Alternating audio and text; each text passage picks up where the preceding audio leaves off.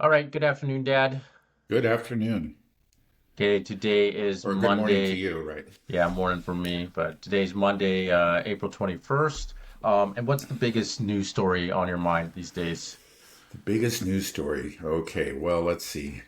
Probably the developments in the Iran negotiations, and then also we have the ceasefire in Ukraine. Both these regions are important and deserve our attention. Okay, well, let's do Iran first. So, what's the latest development? Well, further negotiations were held. There was a second meeting of the negotiators, and I think it's still indirect. The Iranians were in one room, and the Americans in another. And then again, I think though it wasn't held in Oman, it was held in Rome. There was still Omanis working as the mediators, delivering messages between the rooms.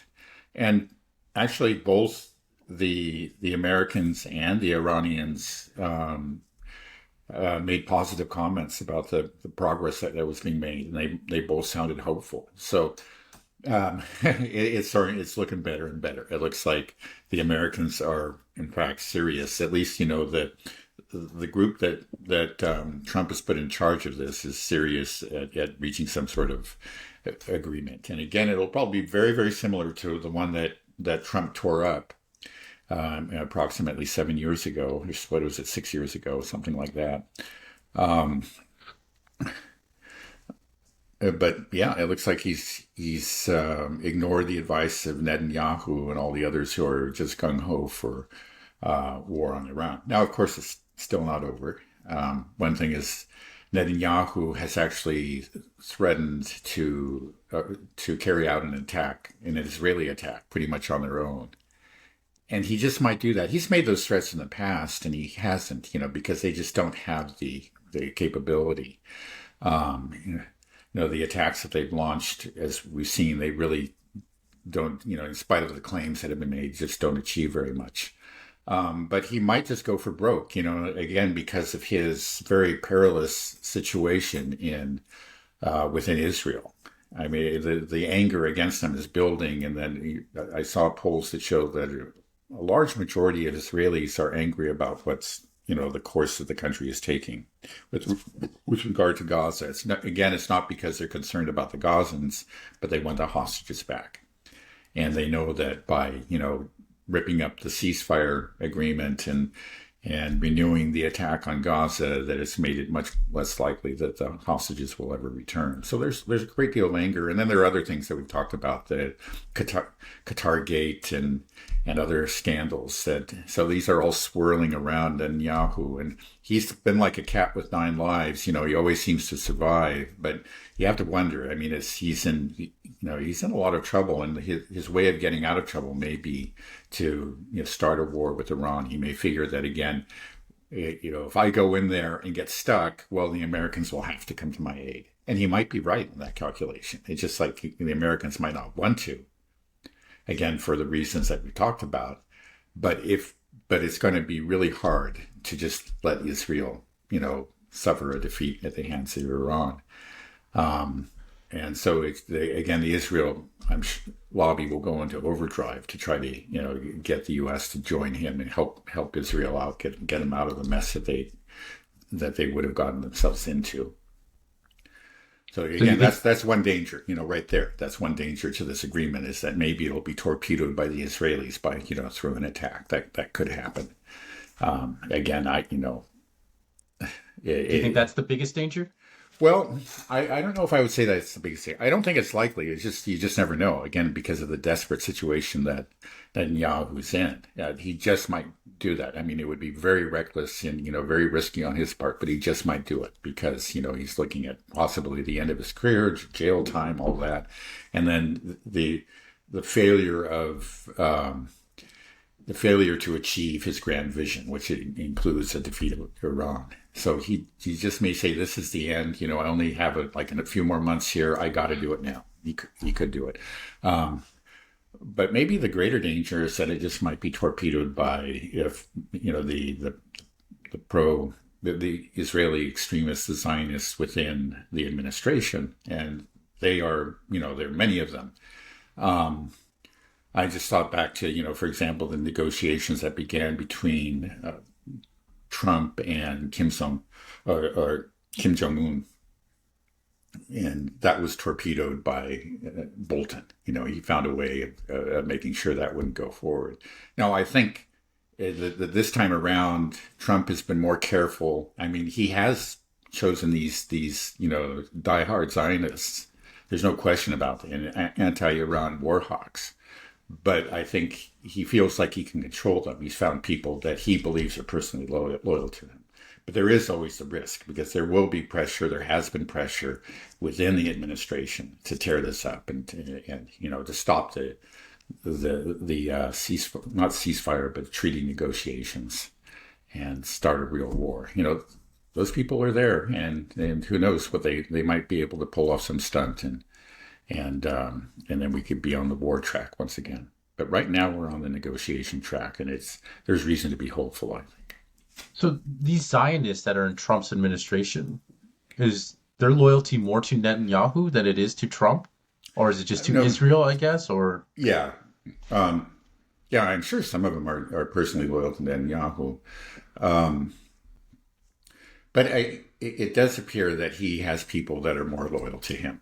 This time he was careful to find people that are loyal to him personally. So I think the odds are that he'll be able to fight off, any efforts to scuttle the negotiations from within his administration. But, those people are there. They've always been there, not just the administration, but within the permanent bureaucracy within um, within the Pentagon, within the Department of State. okay, well, I imagine Netanyahu and the Israeli lobby, they'll be doing everything they can to, push it in his administration in the U.S. political system to get this war with Iran. And then will be the moment of truth is if he can't, what will he do? Will he try something, start some type of war, even though he knows he can't do it, just to let Israel get hit and then, throw up his hands and say, "America, come save me." I think that's Uh-huh. kind of the war path that we're Yeah. looking at, right? Right.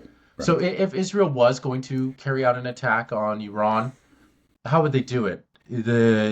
Would they use submarines? Would they launch a missile? Do you think there's a chance they would use a so-called tactical nuclear weapon? I don't Yeah. understand how a nuke is ever tactical, but Uh-huh.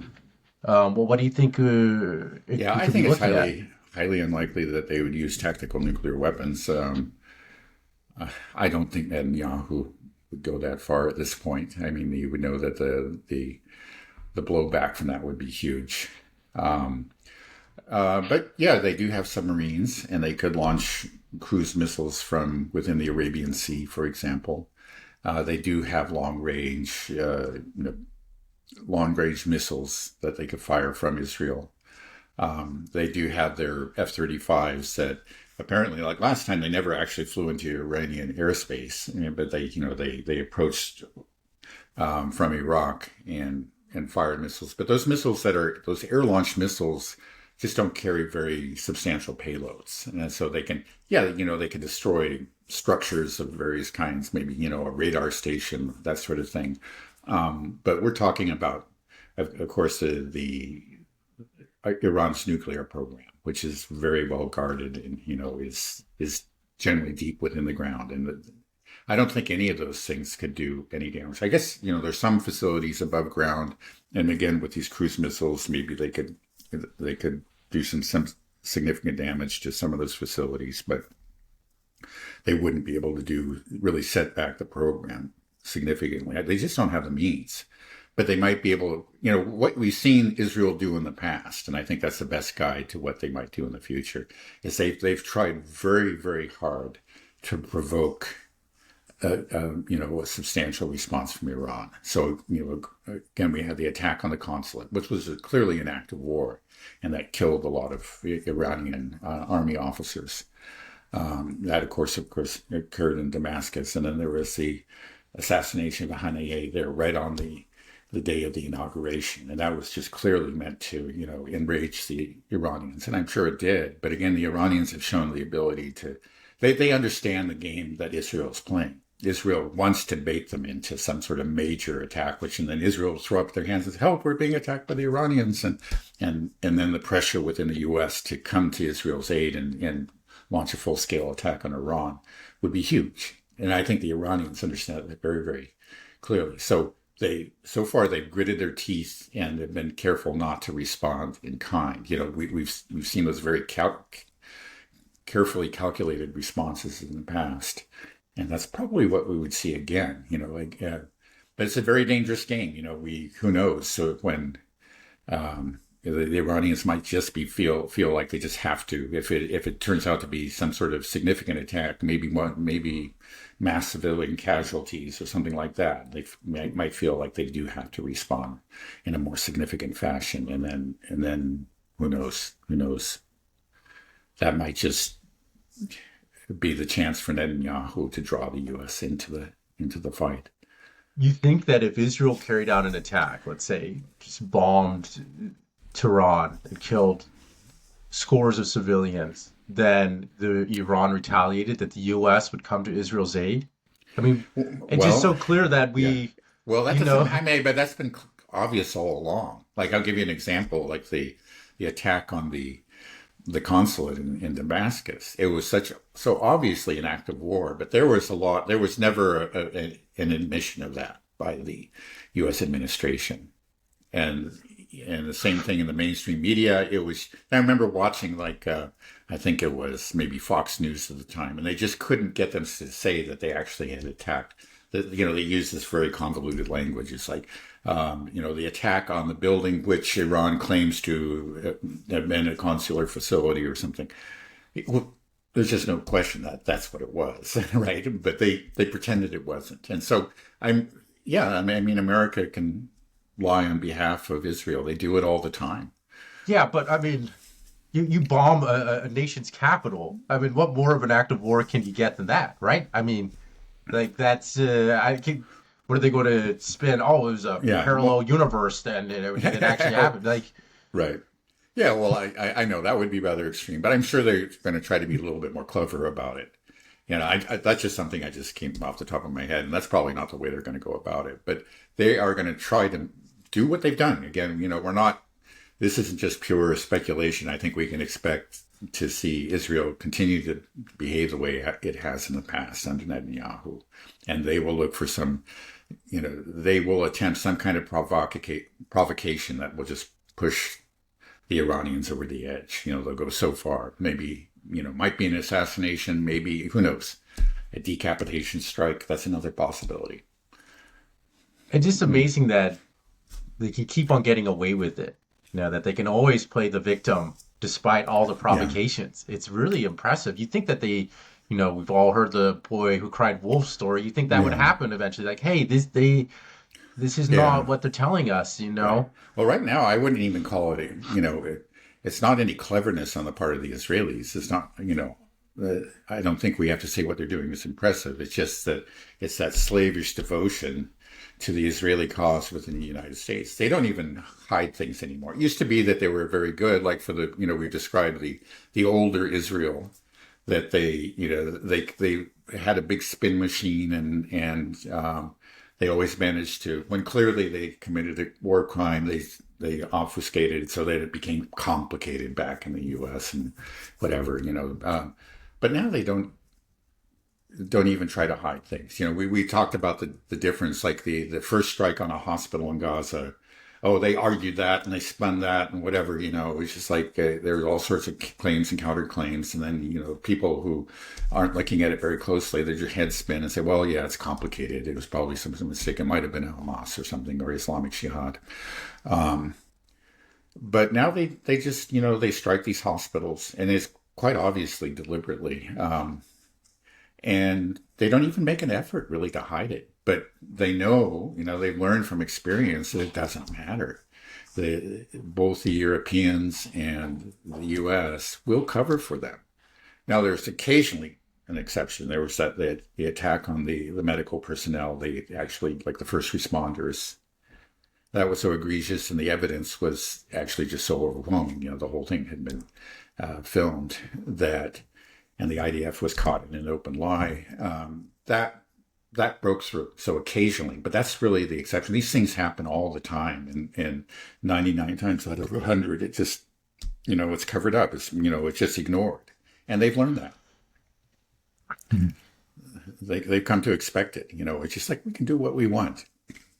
Yeah, that slavish devotion, it's really kind of sickening for me to see how it's kind of corrupted Christianity in this country. Because Mm-hmm. all that slavish devotion comes from the Protestant, the evangelical Christians Yeah, here. A lot of people that, I grew up with. It's just, and that's a tough that's a tough pill for people to swallow. These being these Christians, but you're supporting something that's so horrible, but you believe that this is God's plan. Because that's often what I see in the comments, when we post a video about what's happening. They say this is, God's chosen people, this is their plan, and they've convinced a lot of people of that. And that's yeah, just such a powerful force, and allows them to just be okay with the genocide, with these atrocities, with yeah, the yeah. persecution of Christians Right, as well as Muslims in the land. right. It's No, it's very disturbing. I agree. It's a very serious corruption of Christianity, of the Christian faith. There's no question about it. But of course, it's not Christian Zionism is just one of the legs that Zionism stands on.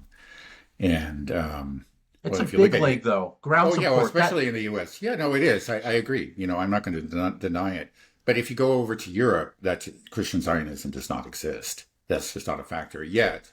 These countries like Great Britain and France and whatever, they, when it comes down to it, to actual substantive policy decisions, they're just as much on the Israeli side as the Americans are, and that's with the absence of Christian Zionism. But it just well, makes it hard. It makes it, I guess, the difference I would say is that I think there's a real chance, there's a better chance that you would have a real revolution in, a complete change of direction in policy vis-a-vis Palestine and Israel in the European countries, because it is, I think, purely it's largely an elite phenomenon.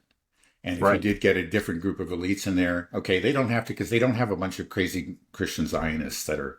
Or instead, you do have an Israel lobby in places like France and England, which is pretty powerful. Not as powerful as the American, but it's powerful. But it's all up there at the top, And so you could get somebody new in there who could really change things, and like in the case of, unfortunately, you just don't see the opposition parties that in those countries that are likely to actually win an election and change the policy. That's the problem. But looking further down the road, maybe such an opposition party will arise.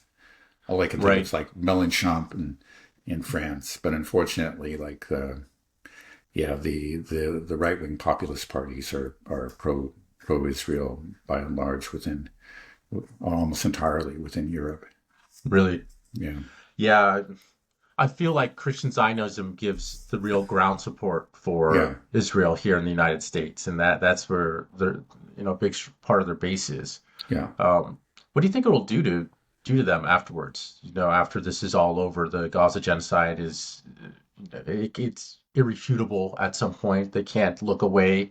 What do you think that'll do to Christians in this country?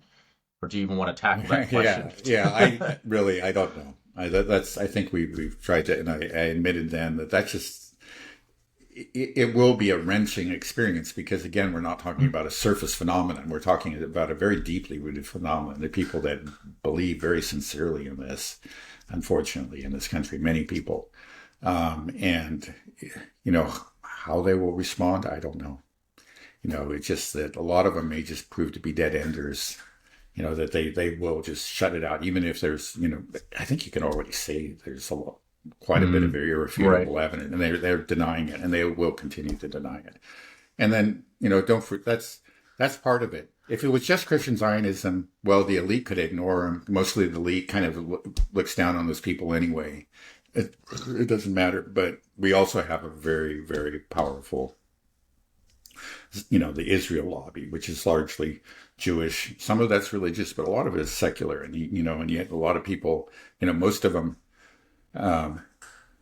again, it's just within the establishment, and the establishment really gets to call the shots.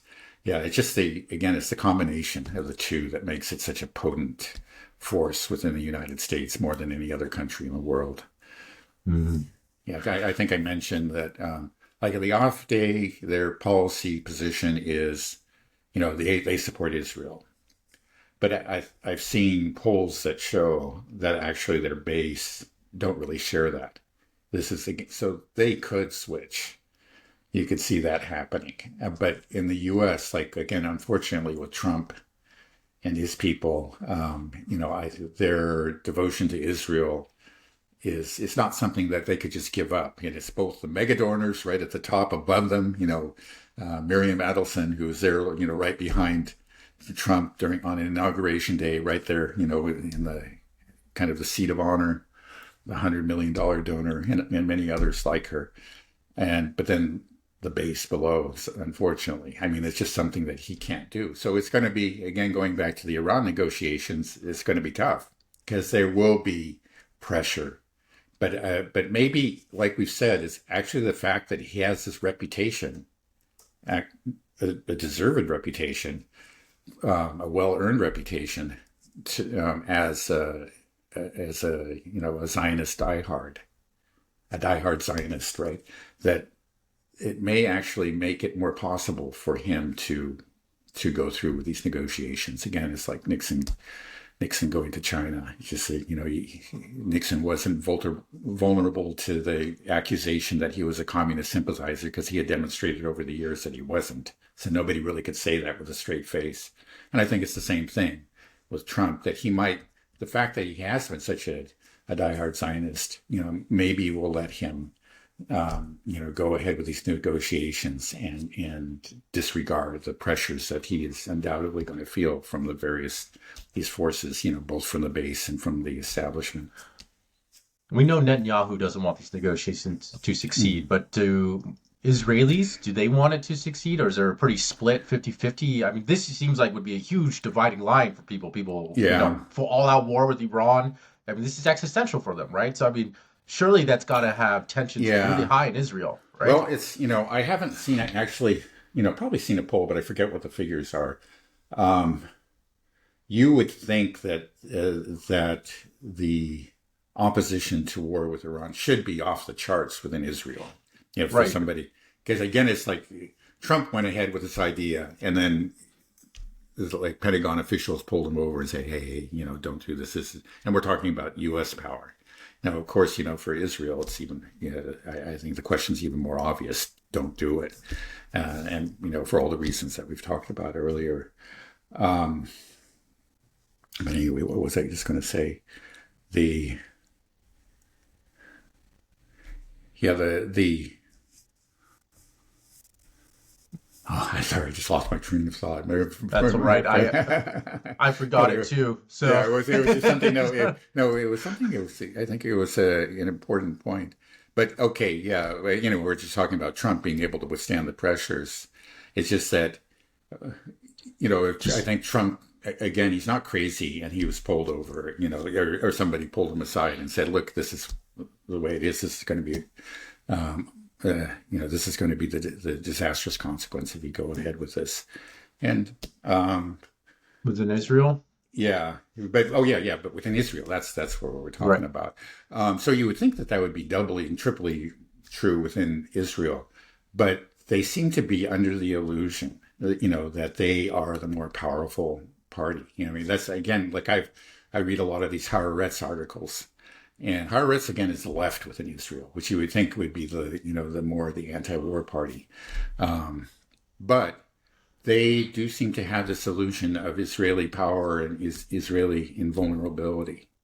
I haven't. I've read articles there that again this has a supreme confidence again. That we've eviscerated their air defenses and of course the nasty Iranians are always plotting against us. And if within the left there's a debate, but it's an actual debate. But I wouldn't be surprised if overall, I may be wrong, but it isn't that the people in general are crying, insisting on no war for Iran. I think there is this feeling, this triumphalism within Israel now, after the attacks on Hezbollah, the decapitation strikes, and the pager episode, and all that, and then of course, just the massive bombardment of Gaza, and then Syria. That was, these all seem like great victories that just are telling these, the reassuring them that they are the regional superpower and they have nothing to fear. So unfortunately, I think a lot of Israelis have this sense of invulnerability, which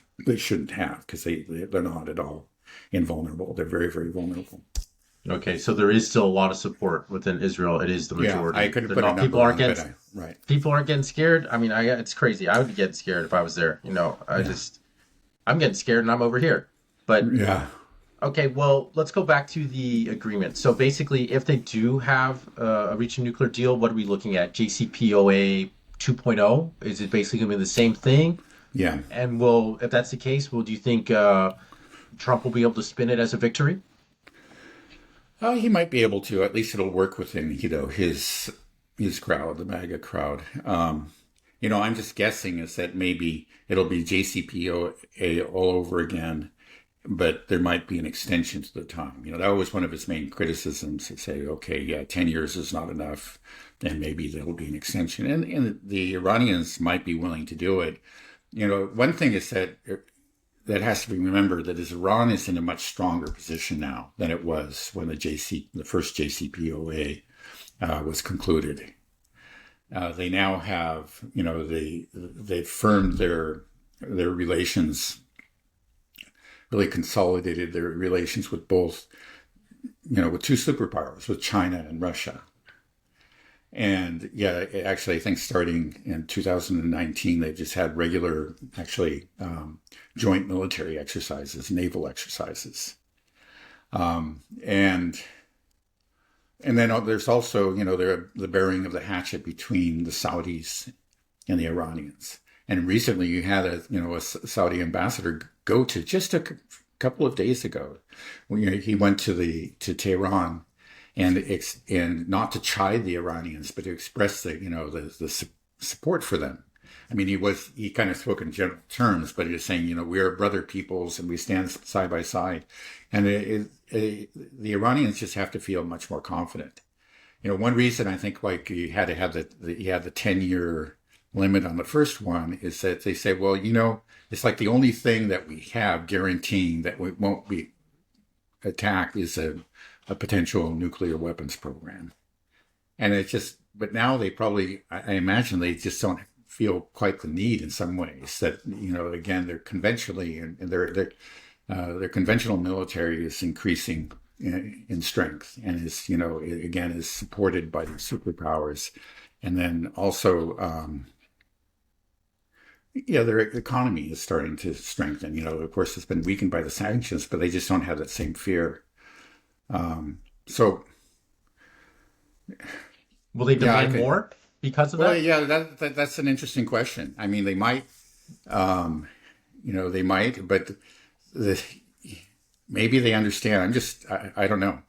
They've got to do something. So some sort of face-saving, concession that's not substantive to them. I've just thought about the length of the treaty. Maybe it's, longer than the 10-year term for the first one, but it could be something else. Who knows? That's probably the sort of things that they're hashing out. But I think they got to give some sort of face-saving concession. And they'll look at it and they'll find something where they can do it. So this doesn't really matter to us. We'll let Trump proclaim victory, but we'll just have the same old thing. Do we know what the people of Iran, what they're feeling? Is there support for a war with Israel? I mean, I think a lot of people just when they see what's coming out of Gaza constantly, there's Yeah. this anger and this drive to do something, and Iran seems to be the one that can do something. I think there's a lot of pressure, at least internationally, Hmm. for Iran to do something. Yeah. Well, yeah, no, I think there's clearly been two main factions, the hardliners and then the people that, that are more willing to compromise. Of course, the current president, Pezeshkian, is is in the latter group. But nobody, they all, I don't think they're that far apart, within, you say Possession versus the hardliners. It's sort of more of a matter of approach or style. But in the end, well, yeah, I think the basic policy orientation has proven to be the same. And I think we're seeing that maybe he's a little bit more willing to, again, work with the Americans. But no matter what, he has to work within the parameters that are set by the supreme leader, by Ayatollah Khamenei. And, that's what he's doing. And that was true for the previous leader. So I don't think there's really a very, we're going to see much of a change. Yeah, there have always been hardliners that have been within, like in any country, that have been critical of previous administrations for trusting too much in the West. And I have to say, again, like the hardliners tend to be described in negative terms, including by Western commentators. But I think in general, they've been proven right. You said, you can't trust them, whatever. So yeah, there has been dissatisfaction. It's kind of similar to what we've seen in Russia again, whether, much of the criticism that's directed against Putin is from, the hardliners there. And they say, again, you can't trust these people. And they've been proven right in the past. Again, we've talked about the Minsk agreements and other agreements that have been,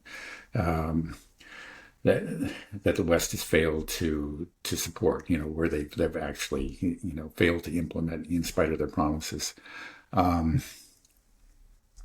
So, yeah, I have, for outright war, I don't know. Again, I think that I don't know if there's really any support for that, but I think there is this, there, again, you've talked about the growing rage. There's no question that's there. That's very strongly felt. It's just like these, these Zionists are mass murderers and they're murdering our brothers. And so there is a lot of anger. But there's also, a desire for normalcy. It's just that in Iran has been under attack for such a long time, been subject to sanctions for such a long time, and they've struggled and they've overcome them, but it's been hard. And there is a desire just for, the people there to live a normal life. Yeah, go ahead. But there's a new normal being created, right? And that's the multipolar world. And they're part of that already. Like, they don't need the United States. Like, Right. will sanctions relief really matter that much to them? Yeah. Like, Well, obviously, the Russians don't care anymore. And it's like, right now, we're seeing this big shift. We talk about the tariffs. Everybody's now like, pick a side, US or China, US or BRICS, kind of. And people are choosing BRICS for obvious reasons. So it's like, you made it this far. You're at the very end. Why would you cave and try to go back into the Western fold? I feel like there's got to be a lot of that thinking within Iran as well. Yeah, I think so. Well, I think you're right. Like the need for sanctions relief is just much greatly decreased since back when the first JCPOA was reached. At that time, Iran really was struggling economically and was willing to make real concessions in order to attain this relief. But those pressures don't exist there because of BRICS, just as you said. So it's an interesting question. It's like, oh, well, okay, maybe Iran doesn't have the same incentives to concede. Right. But maybe they're looking at it I don't know, I'm sure the establishment, whatever the people feel, is clear that they really don't want to have war with Israel. And it was true, it's true under Pezeshkian, but it was also true under Raisi, who was more of a hardliner. He was clear that he was trying to avoid war with Israel. So I think there's clearly a consensus within the Iranian government that we just don't want to do this. And maybe what they see is that, okay, if we can just throw a bone to the Americans and give something for Trump to brag about, that can buy us just a few more years. Like to the end of his term, we don't have to worry about him attacking us, or we don't need to worry as much.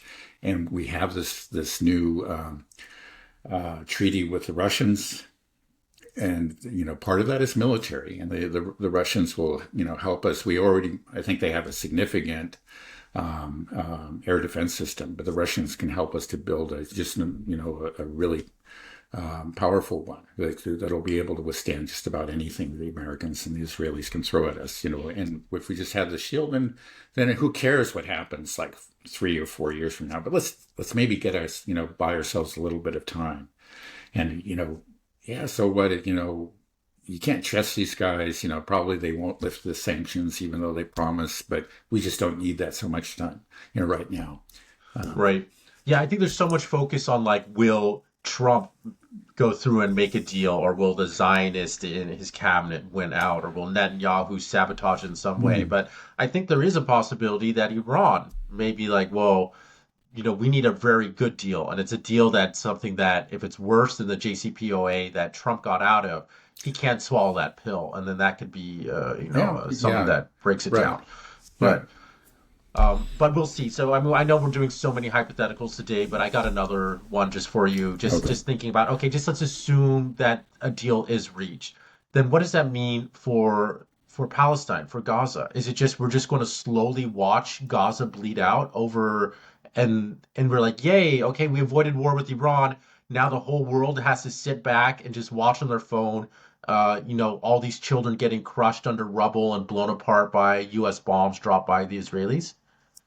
Yeah. Well, one thing of course, the Iranians have made clear is that our, the resistance, again, our relations with Hezbollah and the Houthis and with the Iraqi militias, that's non-negotiable. But it's just also not so clear what they can do. I mean, like the Houthis are applying some pressure, some economic pressure through the blockade that they're imposing on the Red Sea. Um, but that clearly isn't sufficient to stop Israel. And Hezbollah was applying pressure, but they've called that off, and they're in real trouble. They're struggling within Lebanon right now. Um, so it's just the resistance has been weakened. That's the sad truth, and I don't think that whatever happens, if this treaty is reached or it's not reached, that's just not going to change. Okay, so we'll just see this play out, but then what does that mean for Israel? Will that mean also just a slow death for them? I mean, let's say they complete their dream, they exterminate half of the population of Gaza and then convince the other half to leave or something like this. And Mhm. then what, they expect all of a sudden to be accepted back into the world and normalize relations with their neighbors? Like, I don't think so, right? It's like they murdered hundreds of thousands of children and we all watched it, and then we say, "Oh, like we did it, victory, hooray!" And then do they expect us to just be like, "All right, you guys won. Now, we'll start doing business again as usual." I mean, will this be the end of Israel regardless? Well, I don't think it's going to be the end of Israel right away. The truth is, okay, this genocide is ongoing, yet a lot of these governments are continuing to do business with Israel. Turkey is again a prime example. Erdogan, in spite of all his condemnations of Israel, yet he's doing business with Israel and pumping the oil through the pipeline into Israel. And so, yeah, there's unfortunately it just may not change. I mean, it's very disturbing, but a lot of these governments and these leaders are extremely cynical and very corrupt. It and one thing though is that they can't disregard popular opinion. So, one thing that was seemed like an imminent possibility, of course, was the Abraham Accords, normalization of relations between Israel and Saudi Arabia, and, let's say all the Gulf states. That seems to be off the table for now. I mean, for the foreseeable future, because again, it's just the anchor of the people, and these governments, these monarchs. In the case of Erdogan, an elected leader, they just can't risk this. So they at least, we won't see a full, or a reestablishment or establishment of diplomatic relations. But unfortunately, there probably will be continue to be economic cooperation unless there are actual revolutions in some of these countries, which is certainly possible. I think those leaders are very worried. Al-Sisi and King Abdullah in Jordan. I think they're very, in particular, very, very worried about this. Right. I mean, there's such a demand for justice, such a around the world for this. I just feel like it has to manifest into something, into some Yeah, type of action and some type of change.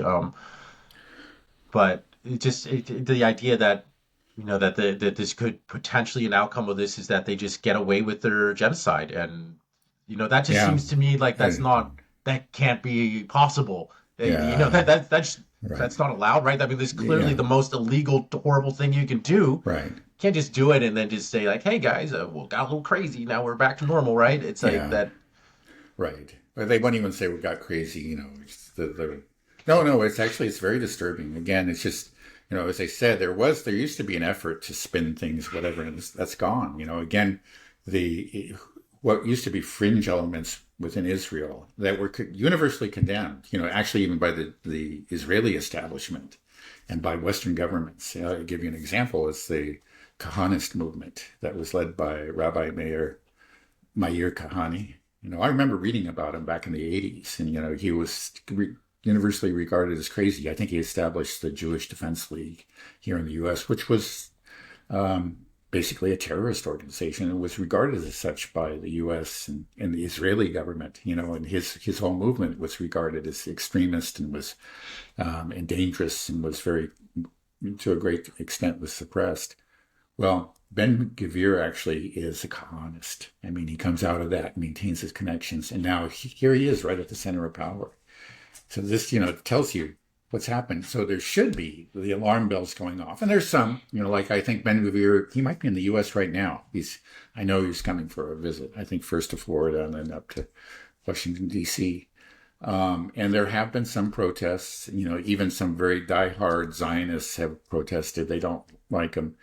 But all in all, at the end, it's like, yeah, this is the new Israel, and you don't like this guy, but you are supporting his policies, and it just this would have been unthinkable not too long ago, but this is what Israel has become, and that's the very disturbing thing. It's like if you had asked me, or I think anybody, to predict, like Ben Gavir actually, becomes a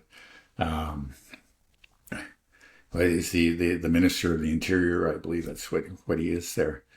How is and is Israel launches this a genocidal attack on Gaza, what will the reaction be? And I would have thought that it would have been much greater, and that it would be not just students at universities but that there would be outrage even within the establishment, even a good part of the Zionist establishment. But we see excuse making, and that's the very disturbing thing about both. I think what Ukraine and Israel is that the West has made really a devil's pact in both cases with elements that I think in the not so distant past they would have had nothing to do with, but now they find they find reasons to to regard these people as allies, and they work with them.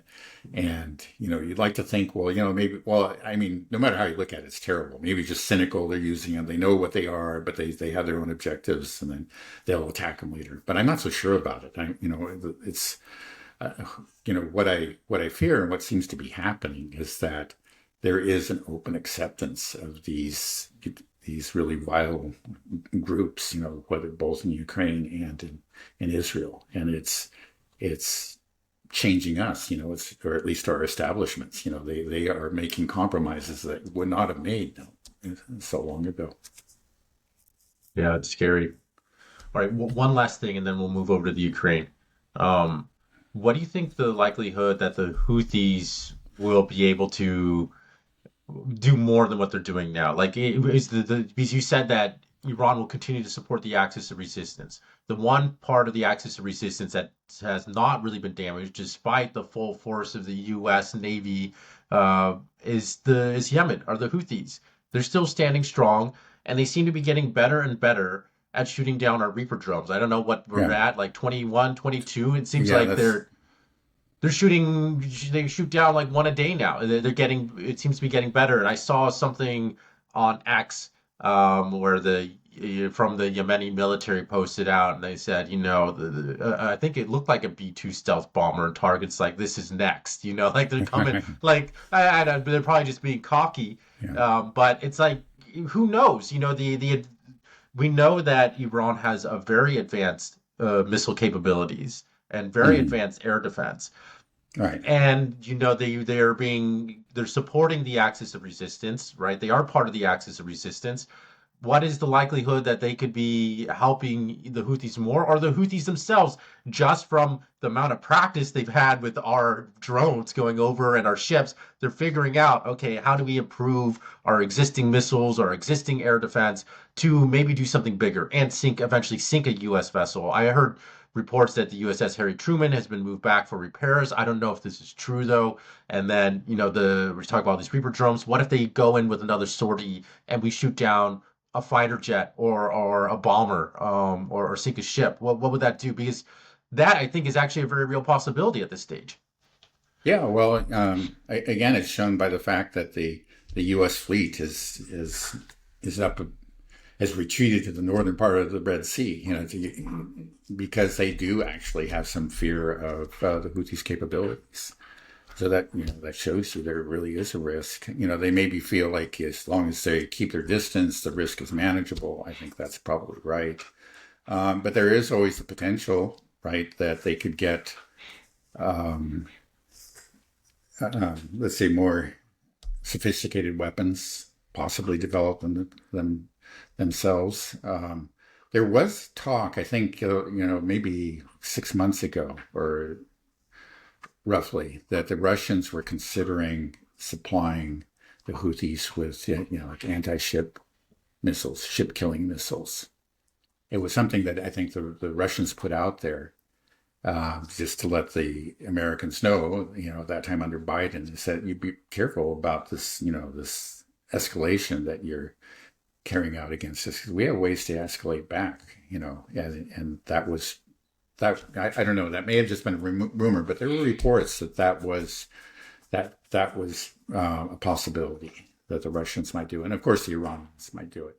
Now, it's true. Like if the Iranians are really worried about a war and they're willing to even make some kind of concessions in a treaty for at least the short term, that may mean that they're going to be less willing to supply, more sophisticated weapons to the Houthis. Maybe, again, they said that this is something you can't touch, but the truth is, it's like if the Houthis used an Iranian missile to sink an aircraft carrier, that could mean war. I mean, it's just that the cries for war will be deafening in the U.S. They'll consider it a real humiliation.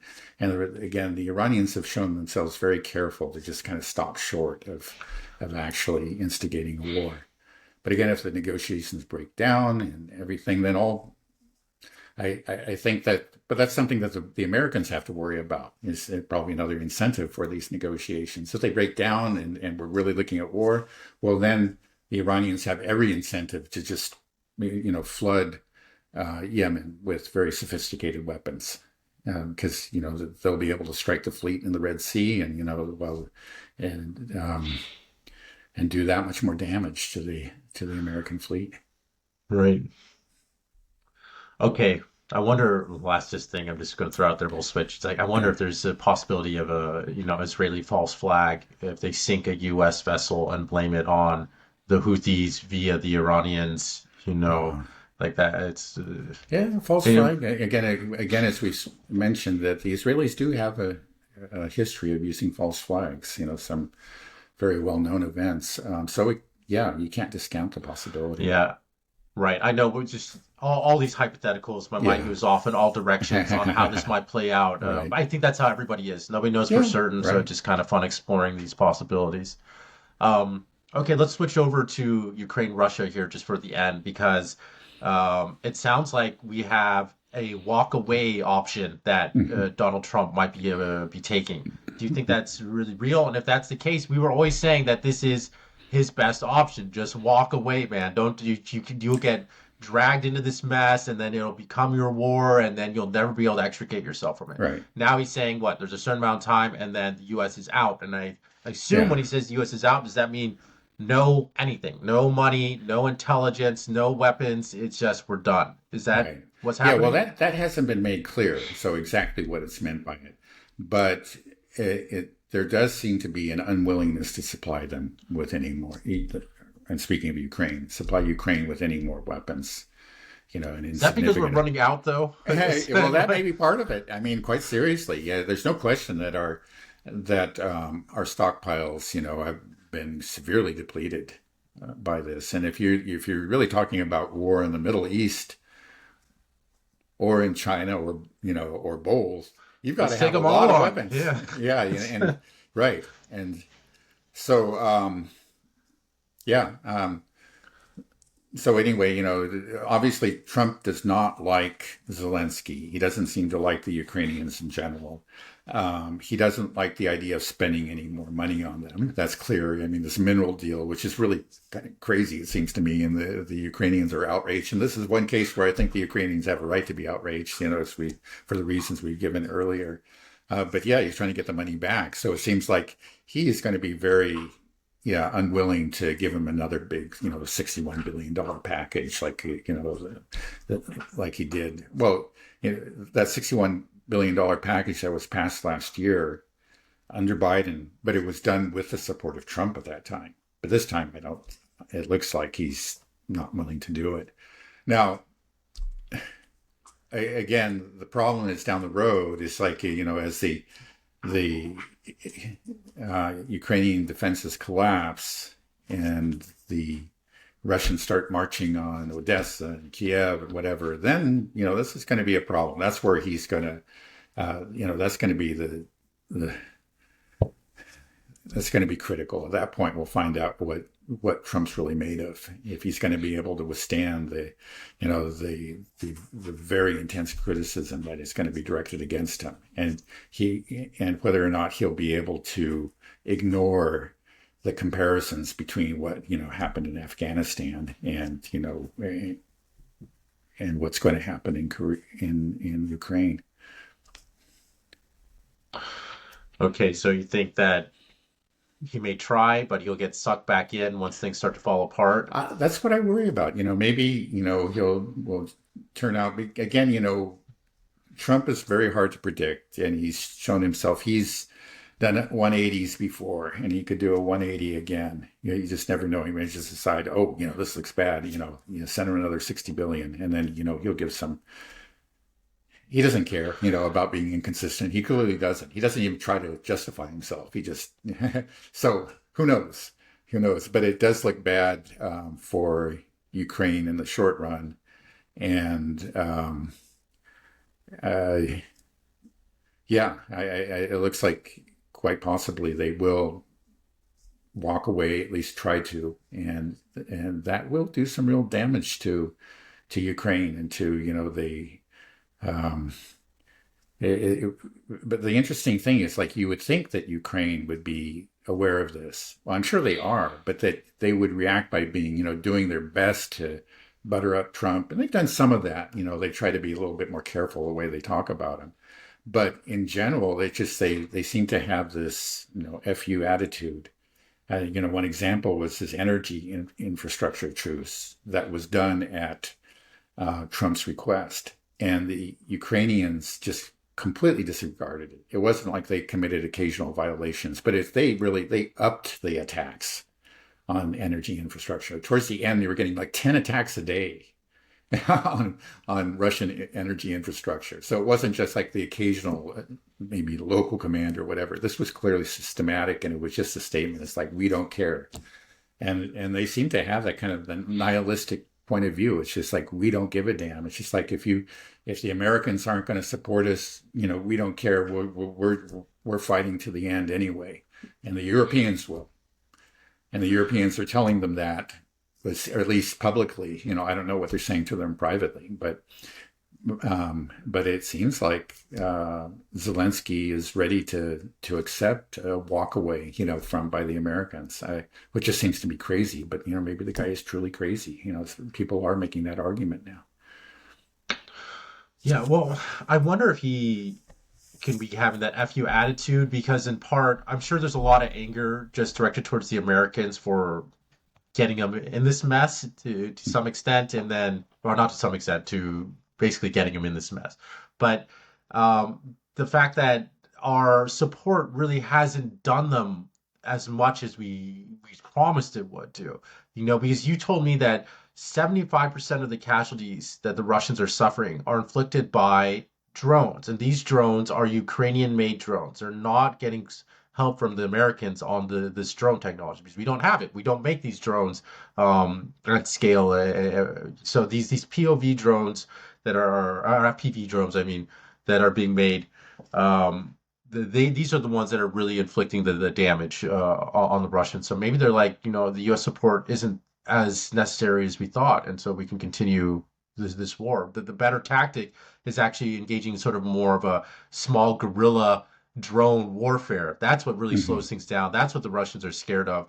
They're not scared of the HIMARS. They're not scared of the Abrams tanks. They're not scared of ATACMS. They're not scared of the F-16s. These haven't done diddly squat, right? So maybe they're just like, American weaponry is actually not that great. We don't need it. It's their money. Maybe they need to keep the Uh-huh. government funded, but maybe they think, well, okay, well the Europeans will backstop that. We Hmm. just have to stay in our out in the woods and keep on creating cranking out drones in these garages. Yeah, well, no, that's a good point. Yeah, I think maybe that's a good part of their calculation. Um, yeah, I think in the end, right, you can't rely entirely on drones. You just can't. But you're right. That's something that they have control over. That's something that they can manufacture themselves as long as they have the funding for it. And it will at least slow down the Russians. Now I've heard that actually, if the Russian advance really accelerates, if we get it like back up to where we were in the late fall and early winter, and then beyond that, where it's actually substantially beyond that, if we do have a real offensive, a big aerial offensive, that might actually, to a great extent, neutralize Ukraine's drone capabilities. Because if you start moving real fast, again, these drone operators have their little hideouts or whatever, and but if you move on them quickly enough, you can actually get to those hideouts, and they just don't have the time to set up in the past. At least I don't know if that's true or not, but I've heard that argued. We'll see. It'll be interesting.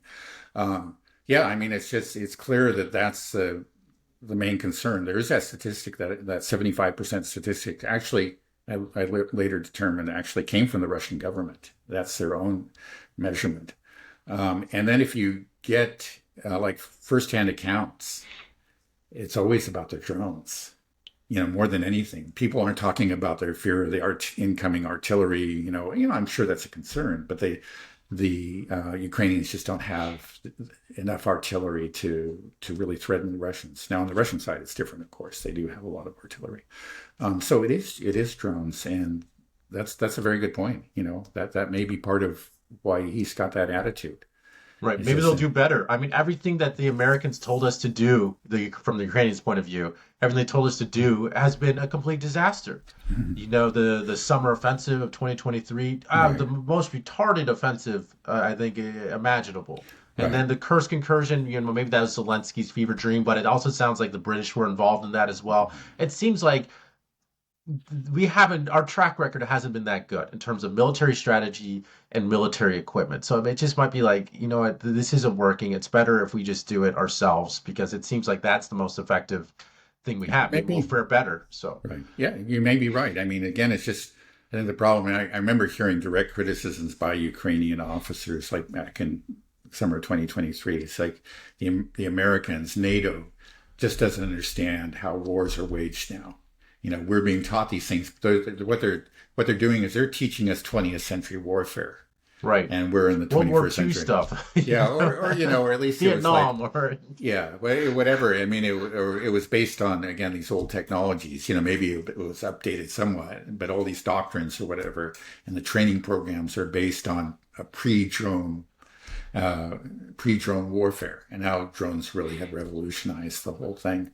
It's not like, again, I think to really advance, say like the Russians do have their their fabs, their glided bombs and artillery.